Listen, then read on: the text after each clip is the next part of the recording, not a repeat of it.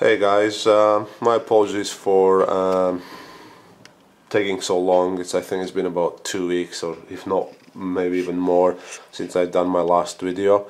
It's just been busy with work and family, so I never had a really chance to finish off my video log of my build back then. So I'll kind of do it now and maybe make a few videos and try to kind of wrap it up, everything to a point where I am at the moment, and then we'll take it from there in the future. I think where I left was my really a CPU block.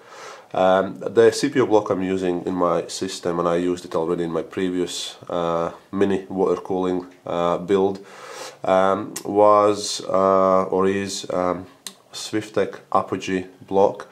This block is actually quite awesome. It performs quite well, and the installation of this block is really easy. If you read any reviews on this block, you will probably see that pretty much everyone will mention that the installation side of things is just really smooth and really good. The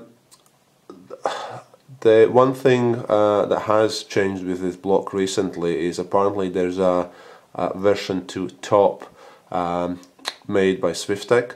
The last time I looked, which was about a month ago, if not even longer, the revision 2 top was available only from Swiftech directly, or I think, if I recall correctly, I found a few US suppliers that were actually selling it.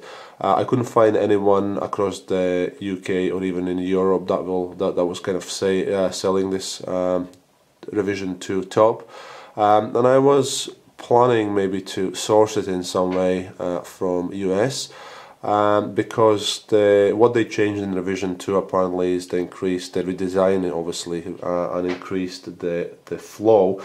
But then I thought, you know, as I already explained in my previous videos, there is kind of a problem, well, not really a problem with flow, but my flow is obviously being compromised because of these extension fittings and compression fittings. So, you know, even if I would go and upgrade that block, I don't think maybe I'll justify really, and will get the increase in performance, because the flow will be still compromised elsewhere. So I'll leave it at the moment and see how I get in the future. Okay, moving on, my RAM. There's actually been a slight change since the last video. I did went out, or didn't go out at all, I just ordered it online, and I did a RAM upgrade. So I went from Corsair 8GB RAM to Corsair 16GB RAM, and I went for the low profile RAM as well. So I'll see if I can get it. Here we go, so you should be able to see it. So that's a new RAM there, 16GB low profile. Quite pleased with that, so it sits in quite nicely. And it seems to be working fine so far, no issues at all. So yeah, new RAM, that's kind of as far as I go at the moment, because there is no really other option to go even further, and I don't think I really need. The reason I went for 16GB is because I am planning to venture into photo editing, and yeah, I think, you know, that extra juice will be welcome when it comes to photography. So that's it. So the new RAM. Next, you kind of can see it there. Obviously, that's the MK2 Res 100, and